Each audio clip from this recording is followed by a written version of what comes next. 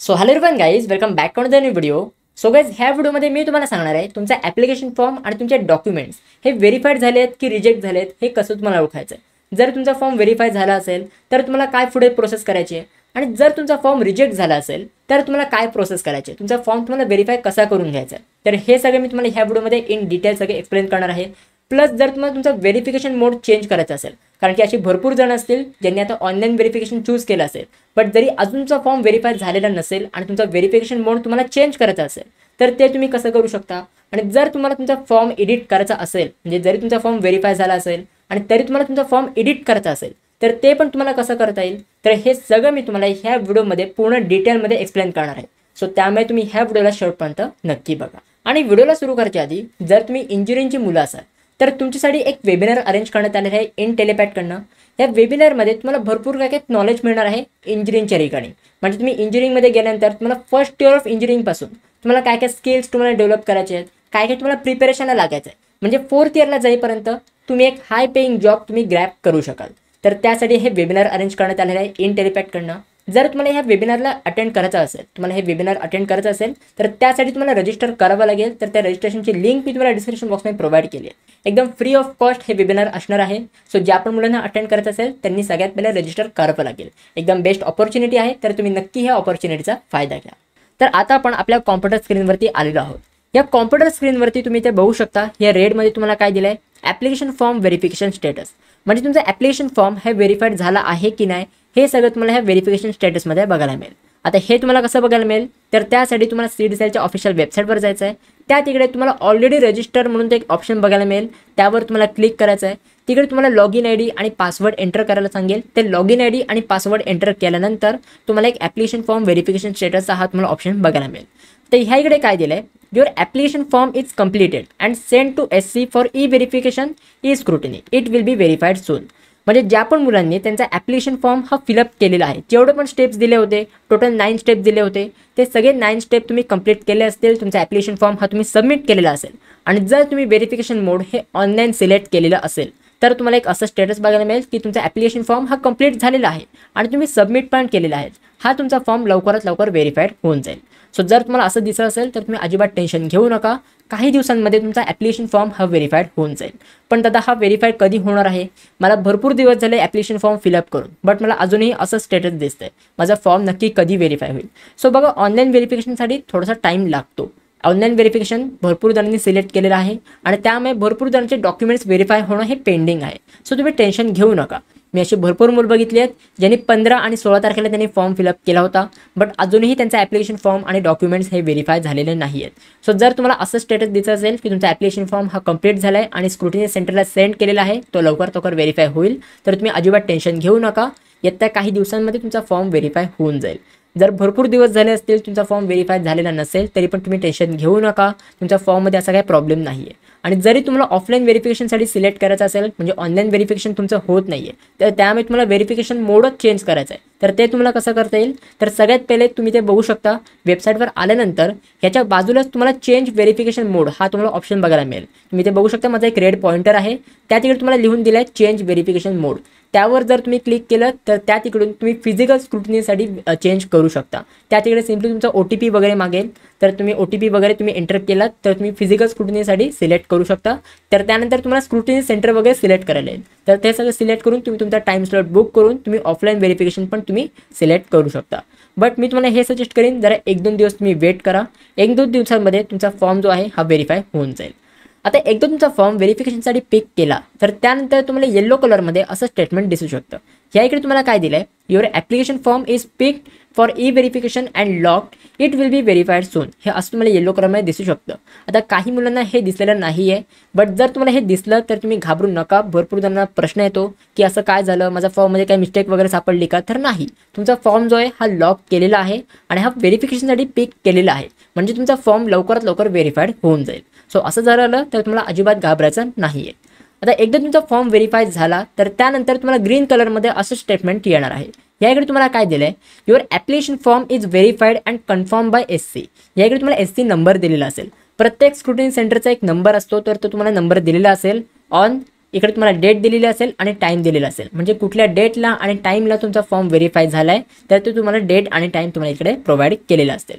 आता जर तुम्हाला ग्रीन कलरमध्ये असं स्टेटमेंट आलं तर त्यानंतर तुम्हाला समजून जायचं आहे की तुमचा ॲप्लिकेशन फॉर्म आणि तुमचे डॉक्युमेंट्स हे कम्प्लिटली व्हेरीफाय झालेले आहेत. तुमच्या ॲप्लिकेशन फॉर्ममध्ये आणि डॉक्युमेंटमध्ये कुठलीही मिस्टेक सापडली नाही आहे आणि तुमचे दोन्ही म्हणजे ॲप्लिकेशन फॉर्म आणि डॉक्युमेंट्स तुमचे कम्प्लिटली व्हेरीफाय झालेले आहेत. आता एकदा तुमचं व्हेरीफाय झालं तर त्यानंतर तुम्हाला एक रिसिप्ट कम ॲक्नॉलेजमेंट डाउनलोड करावी लागते.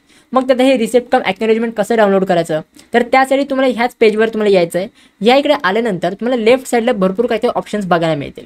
तर ह्या इकडे तुम्हाला एक ऑप्शन बघायला मिळेल ॲक्नॉलेजमेंट बाय व्हर्जन वाईज. तर ह्या ऑप्शनवर तुम्हाला क्लिक करायचं आहे. ह्या ऑप्शनवर तुम्ही क्लिक केल्यानंतर तुम्हाला एक PDF ओपन होईल.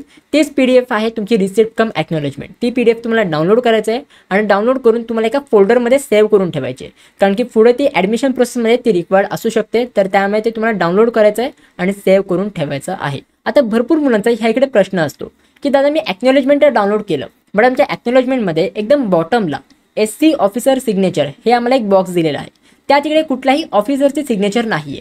मग आम्हाला कुठली सिग्नेचर घेण्यासाठी कुठल्या स्क्रुटिनी सेंटरला व्हिजिट करावं लागेल का, की आमच्या फॉर्ममध्ये काही मिस्टेक आहे म्हणून कुठल्याही ऑफिसरनी आमच्या फॉर्ममध्ये सिग्नेचर दिलेली नाही आहे, असं काय आहे का? तर असं काहीही नाही आहे. ज्या पण मुलांनी ऑनलाईन व्हेरिफिकेशन चूज केलेलं असेल, ज्या पण मुलांचे डॉक्युमेंट्स हे ऑनलाईन व्हेरीफाईड झालेले असतील तर त्यांच्या रिसिप्ट कम ॲक्नॉलेजमेंटमध्ये कुठलीही सिग्नेचर आणि स्टॅम्प दिली जात नाही. हां, ज्या पण मुलांनी ऑफलाईन डॉक्युमेंट व्हेरीफाय केले असतील त्या मुलांना स्टॅम्प आणि सिग्नेचर हे प्रोव्हाइड केले जातात. बट ज्या पण मुलांनी ऑनलाईन डॉक्युमेंट्स व्हेरीफाय केले असतील तर त्या मुलांना त्यांच्या रिसिप्ट कम ॲक्नॉलेजमेंटमध्ये कुठलीही सिग्नेचर आणि स्टॅम्प प्रोव्हाइड करत नाहीत, कारण की तुम्ही ऑनलाईन डॉक्युमेंट व्हेरीफाय केलेत आणि ऑनलाईन तुमचे डॉक्युमेंट्स व्हेरीफाय झालेले आहेत. एकदा तुमच्या ॲप्लिकेशन फॉर्म स्टेटसमध्ये असं ग्रीन कलरमध्ये स्टेटमेंट आलं त्यानंतर तुम्हाला समजून जायचं आहे की आपल्या फॉर्ममध्ये कुठलीही मिस्टेक नाही आहे, आपला फॉर्म कम्प्लिटली व्हेरीफाय झालेला आहे. आय होप हा पण तुमचा डाऊट जो आहे हा क्लिअर झालेला असेल. आता जर तुमच्या ॲप्लिकेशन फॉर्ममध्ये काही पण मिस्टेक सापडली तर त्यानंतर तुम्हाला एक रेड कलरमध्ये असं स्टेटमेंट येऊ शकतं. ह्या इकडे तुम्हाला काय दिलं आहे, following discrepancies are found in your application form, reverted back your application form, kindly correct the discrepancy by making necessary correction and uploading related documents. म्हणजे ह्या इकडे तुम्हाला काय दिलं आहे की तुमच्या ॲप्लिकेशन फॉर्ममध्ये एक डिस्क्रिपन्सी सापडली.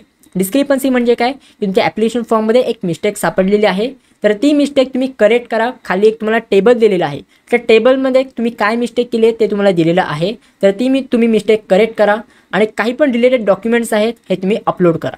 तर ह्या इकडे तुम्ही टेबलमध्ये बघू शकता की काय मिस्टेक केली आहे. आता ह्या कॅन्डिडेटनी त्याच्या कॅन्डिडेट टाईप डिटेल्समध्ये मिस्टेक केलेली आहे. या इकडे तुम्हाला दिलेलं आहे की ॲप्लिकेशन फॉर्म स्टेप कुठल्या स्टेपमध्ये मिस्टेक आहे, candidature type details, discrepancies candidate type, remark by SC officer म्हणजे SC ऑफिसरने काय रिमार्क दिलेला आहे, अपलोड ओरिजिनल सर्टिफिकेट म्हणजे ह्या कॅन्डिडेटनी त्याचं ओरिजिनल सर्टिफिकेट अपलोड नव्हतं केलेलं. म्हणजे जर तुमचं कॅन्डिडेट टाईप A असेल तर तुम्हाला एक डोमिसाईल किंवा तुमचं बर्थ सर्टिफिकेट किंवा लिव्हिंग सर्टिफिकेट हे तुम्हाला अपलोड करावं लागतं आणि हे पण तुमचं ओरिजिनल सर्टिफिकेट अपलोड करावं लागतं. काही पण झेरॉक्स वगैरे अपलोड नाही करायचे. सो त्या मुलांनी हे झेरॉक्स वगैरे अपलोड केली असेल तर त्यामुळे त्याला SC ऑफिसरनी ह्या इकडे एक रिमार्क लिहून दिलं आहे. त्यांनी काय दिलं आहे, अपलोड ओरिजिनल सर्टिफिकेट, तुम्हाला ओरिजिनल सर्टिफिकेट अपलोड करायला एक रिमार्क प्रोव्हाइड केलेला आहे. आणि ह्या पुढे गो टू स्टेप ह्या इकडे तुम्हाला क्लिक टू एडिटचं ऑप्शन दिलेलं असेल. त्या ऑप्शनवर जर तुम्ही क्लिक केलं तर ज्या पण स्टेपमध्ये तुम्ही मिस्टेक केली आहे त्या स्टेपमध्ये तुम्ही पोहोचाल आणि त्या तिकडे तुम्ही करेक्शन करून तुमचा ॲप्लिकेशन फॉर्म जो आहे हा तुम्ही रिसबमिट करू शकता. काही पण मिस्टेक सापडली तर तुम्हाला असं स्टेटस दिसू शकतं. तर तुम्हाला अजिबात घाबरायचं नाही आहे. तुमचा फॉर्म रिजेक्ट नाही झाला आहे, कम्प्लिटली कॅन्सल नाही झाला आहे. तुम्हाला SC ऑफिसरने सांगितलं आहे की तुमच्या फॉर्ममध्ये अशी मिस्टेक आहे, ही मिस्टेक तुम्ही करेक्ट करा आणि परत तुम्ही फॉर्म जो आहे हा रिसबमिट करा. सो जी पण तुमच्याकडे मिस्टेक असेल ती तुम्हाला करेक्ट करायची आहे आणि तुमचा फॉर्म जो आहे हा रिसबमिट करायचा आहे व्हेरिफिकेशनसाठी. परत तुमचा फॉर्म व्हेरिफिकेशनसाठी सबमिट होतो आणि जर तुमचे सगळे डिटेल्स करेक्ट असतील तर तुम्हाला ॲप्लिकेशन फॉर्मचा असं स्टेटस बघायला मिळेल. आय होप हे पण तुम्हाला हे इकडचं सगळंच कळालेलं असेल.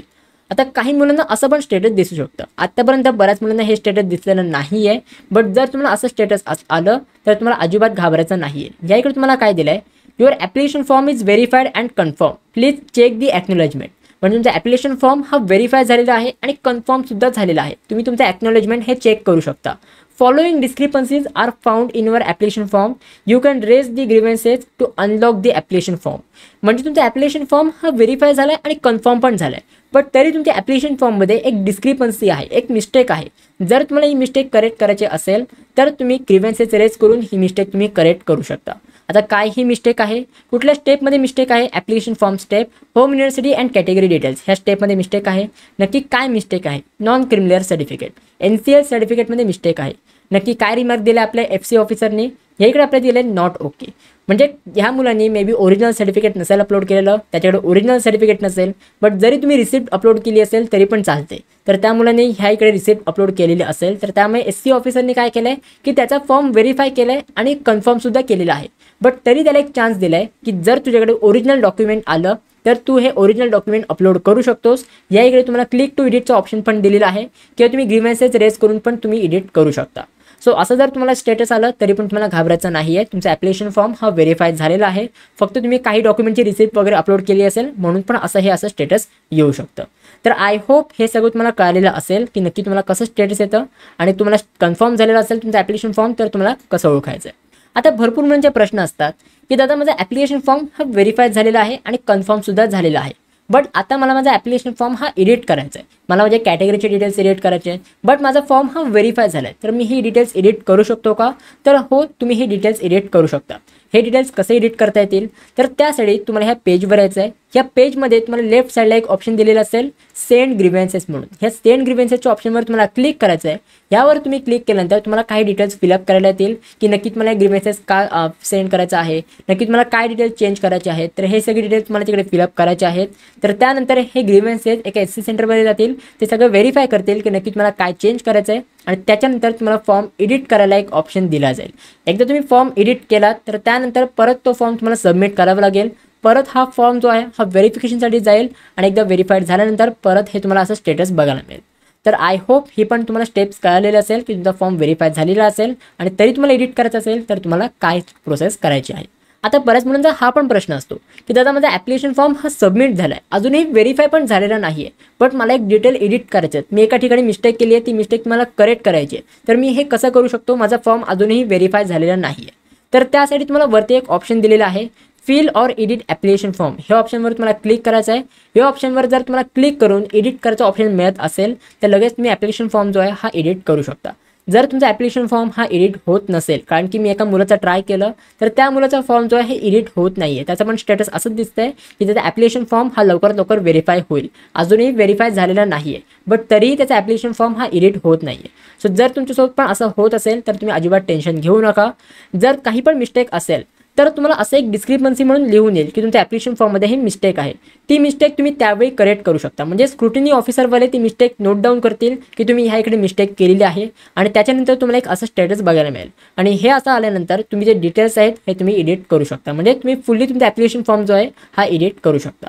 सो तुम्हाला अजिबात टेन्शन घ्यायचं नाही आहे. काही पण मिस्टेक असेल ना तुम्हाला असं स्टेटस येईल आणि त्यानंतर तुम्ही करेक्शन करू शकता. आय होप तुम्हाला हे सगळं कळालेलं असेल की तुमचा फॉर्म व्हेरीफाय झाला आहे की रिजेक्ट झाला आहे, हे तुम्हाला कसं ओळखायचं आहे. जर तुम्हाला फॉर्म जर एडिट करायचं असेल तर तुम्ही कसं एडिट करू शकता, तुम्ही ॲक्नॉलेजमेंट कसं डाउनलोड करू शकता. तर हे सगळे पॉईंट्स मी ह्या व्हिडिओमध्ये कव्हर केलेले आहेत.